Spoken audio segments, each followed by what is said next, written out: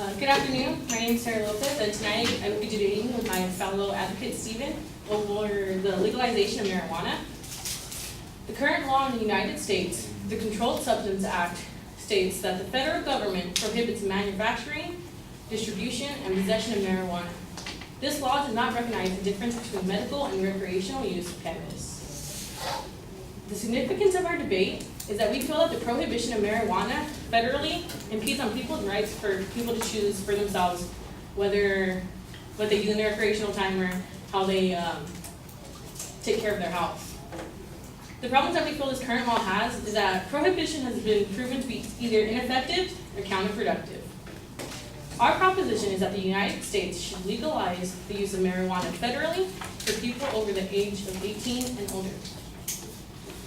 This would include a sales tax being implemented with tax percentages being adjusted to each state, marijuana being added as a substance that is not allowed to be used and be under the influence when driving, which would remain illegal, and the public possession of marijuana is okay, however, any form of smoking it will abide to any current tobacco rules, to where it's prohibited in certain places and illegal to smoke with kids in the car to mitigate the effects of secondhand smoke to those who don't choose to smoke. And sales to minors is illegal, and we'd like this to be effective as of July 2016. We believe that the legalization of marijuana has more pros than cons, such as a potential increase in economic benefits, as well as medical benefits.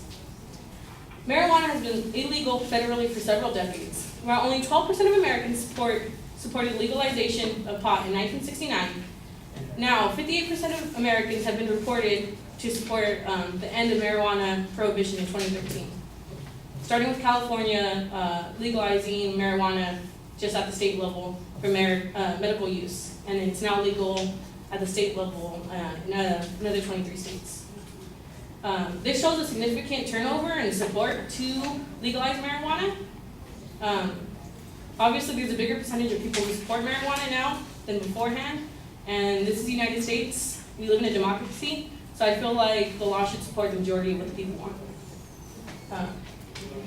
Economically, legalization could create numerous revenue in jobs. The city of Amsterdam, which has marijuana legalized, has 300 coffee shops retailing cannabis. And translated to the U.S., this could possibly be over 60,000 retail jobs, and which would obviously decrease our unemployment rate. So we use a lot of money for cops to stop people who smoke weed, to pull over people that smoke weed. We spend a lot of money just housing people inside jails who smoke weed.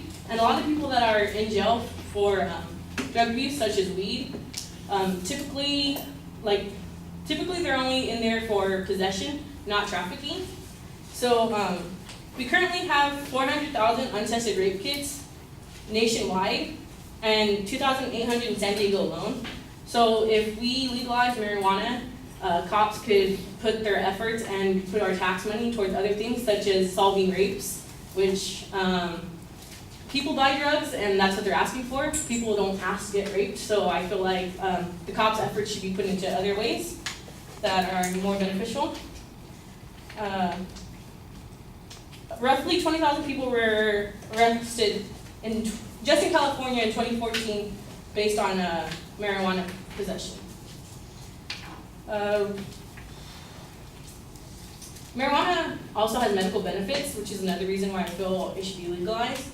Not only does cannabis reduce symptoms and side effects, it has also demonstrated a promise as an inhibitor to HIV and AIDS.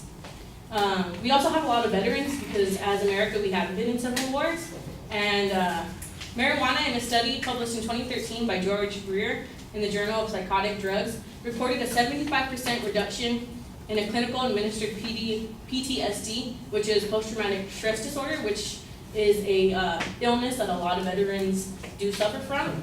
So I feel like if we do send these veterans out to fight for our country, we should be taking care of them. And if marijuana does help their side effects, then we should be allowing them to use it. Medical marijuana is also believed to affect crime rates a lot of people have this misconception that if we legalize marijuana, that crime rates are gonna go up, a lot of people are gonna start using, and if there's more drugs out there, that more people are gonna commit crimes such as larceny, burglary, and homicide, just because there are more drugs out there. But there was a report done by Denver, because they do have they have marijuana legalized just by the state. And according to the Denver Police Department, violent crimes such as homicide, sexual assault, robbery, and aggravated assault fell by 6.9% in the first quarter of 2014 compared to before. And property crimes such as burglary, larceny, auto theft, and theft from motor cars dropped by 11%.